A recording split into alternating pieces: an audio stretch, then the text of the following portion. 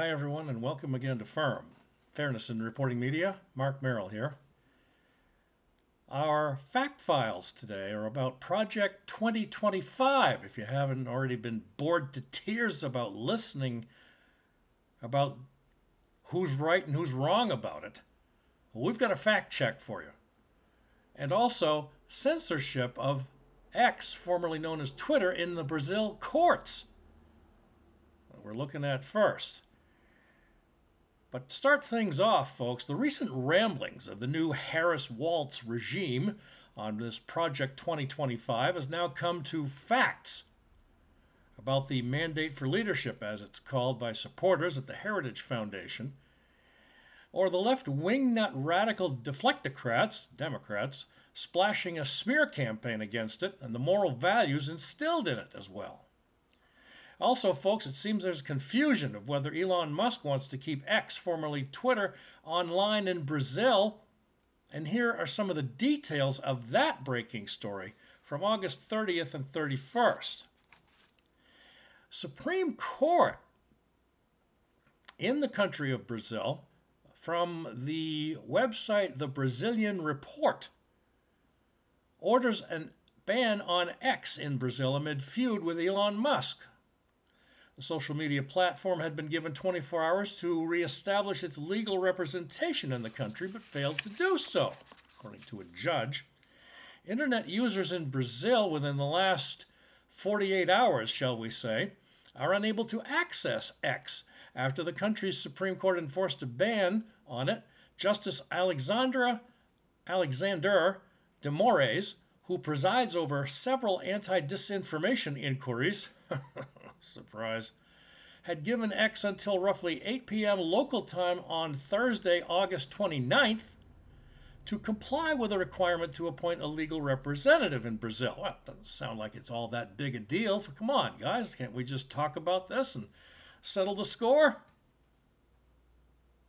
But apparently, as the platform failed to comply with the order, Justice Moraes had informed Brazil's telecom regulator, Anatel, to take the social network off the air in the country. Now, Elon Musk's X announced on August 17th, 12 days before, that it was shutting down its Brazil offices, blaming the decision on censorship by Justice Moraes in the process. The following day, the justice subpoenaed X's lawyer, ordering the company to turn in the required documents. As recently as August 28th, this past week, the court gave Mr. Musk a final public warning by way of a post on X tagging Mr. Musk and the company's global affairs team.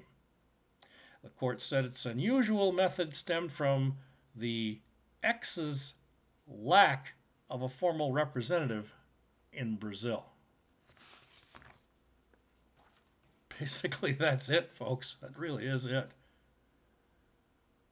And looking at X's site, where yours truly and Fairness in Reporting Media, Firm, and myself, Mark Merrill, listed on X, it just posted on August 31st around 9:18 a.m. Eastern Standard United States time, a post from not Elon Musk, which is a parody account, by the way, said X has just been officially banned in Brazil. The battle begins. Are you on Team X? Most people responded, "They're darn right we are." And yours truly posted this little nugget. Yeah, we support X? We're on it. Of course we support X and Mr. Musk. But did someone in the anus of dirty law practices not get their morning Java with a spike of reality and free speech in it? Apparently. We have better things to worry about, folks. Give me a break. Gee whiz. Now, ladies and gentlemen, back to the story in regard to the Project 2025. Those of you folks out there, boys and girls, ladies and gentlemen, of the biological only genders that exist on planet Earth, from one North Pole to the South Pole and everything in between, Let's get that straight once again, shall we? Seems like we have to keep reminding everybody out there about that. Sorry. But you know what? I'm not sorry. I would think everybody, every one of the 350 million people in the United States out there could give a damn about this trans and gender affirmation, transgender affirmation surgeries, and all the other things that the woke and the LGBTQ uh, minions and special rights demanders, I'll call them, want or demand, and have everybody else just shut up. Oh, you know what? You shut up for a change. We were founded by the Declaration of Independence in 1776 and then the U.S. Constitution in 1791 with the Bill of Rights intact. Nothing's happened to it. You just want to ignore that. Ignore it. You better get used to the fact that we have military standing by in case you have other plans about taking this country over. It's called the National Guard, which is under the Second Amendment. And those of us who obey the First Amendment, the Second Amendment, the Fourth Amendment, the Fifth Amendment, and so on through the 10th Amendment, the Bill of Rights. No better than you do. Stop with the feelings and the emotions, all right? Knock it off. As you can see, folks, we're all about truth, facts, reality, and common sense. You got a problem with that, maybe you need to leave the country. If you'd like to talk about it, give us your thoughts on our email, and we'll provide it at the end of the program. And as I said, as for the Project 2025, of all you civilized people out there, Heritage Foundation devotes every hour of every day to restoring the American dream. That's exactly why they launched Project 2025 and published the mandate for leadership to reclaim the American dream. But not surprisingly, the left doesn't support that mission. At the end, or somewhere in between the middle and end of the Democratic National Convention, you may have heard the attacks on the Heritage Foundation and this project in a months-long smear campaign against the institution and the values of the Heritage Foundation. As a pivotal Heritage member, Kevin D. Roberts, president of Heritage Foundation, would like to update everybody on the response, and here it is. Despite Vice President Harris, the mainstream media, and others spreading vicious lies about the project to frighten the American people, there's good news. The American people are much smarter than the left gives them credit for, and it turns out Americans actually support conservative ideas that promote the American dream. In fact, a recent poll that the Heritage Foundation commissioned showed that when Americans hear what Project 2025 actually proposes, gutting the administrative state, securing the border, unleashing American natural energy, and so on, 52% support the plan and just 36% oppose. Heritage's communications team had been working around the clock to fact-check news articles that mischaracterize Project 2025, encouraging reporters to fact-check false attacks from Vice President Harris and promoting the good news of the project on social media. Thanks to their work, even mainstream outlets including CNN, USA Today, The Washington Post, and others published fact checks to show the left lies their face off. In the past 7 weeks,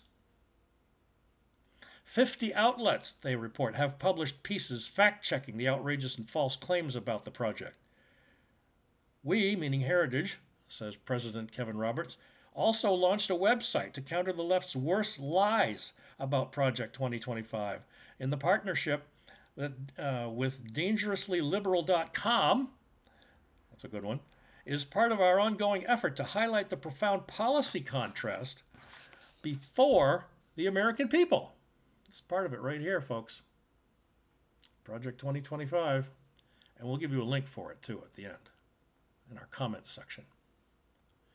The project has built upon the decades-long legacy of providing public policy solutions by creating a database of strong conservatives who want to serve in government and enrolling them in our Presidential Administration Academy.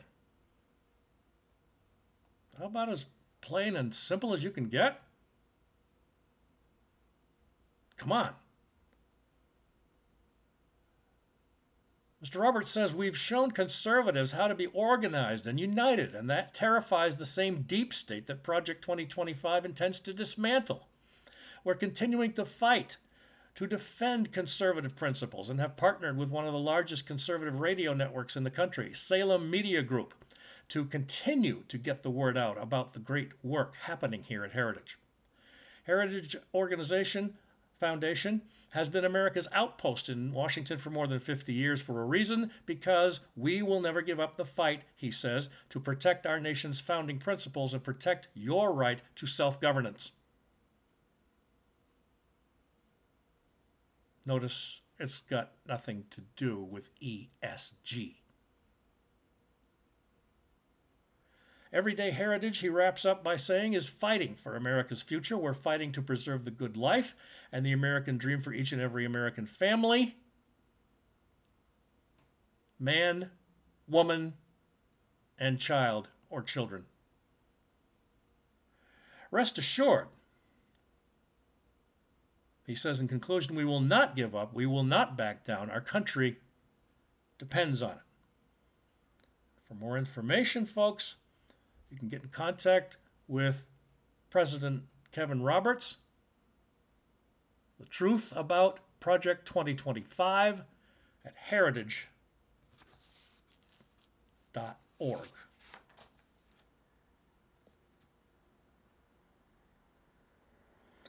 One final note on the project. From the website, it says, it is a historic movement brought together by over 100 respected organizations from across the conservative movement to abolish the deep state and return government to the people. It was stood up in 2022 before any major candidate announced a campaign to assist the next conservative president. The project is nonpartisan, nor is it secret. The project does not speak for any candidate or campaign in any capacity. Let's get that clear, okay? You biased, one-sided, hateful radicals.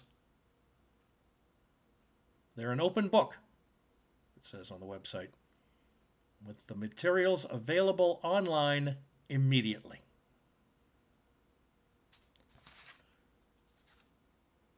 Thank everybody for their contributions, including Mr. Roberts and the Heritage Group. And hopefully there's more good news down the road, folks, when it comes to X being in Brazil, or maybe they have to leave until things settle down in that country. One quick side note. Hope everybody out there in news media land understands that the CCP, as a matter of fact, the leader himself, Xi Jinping, visited Brazil some months ago, if not over a year ago, to Brazil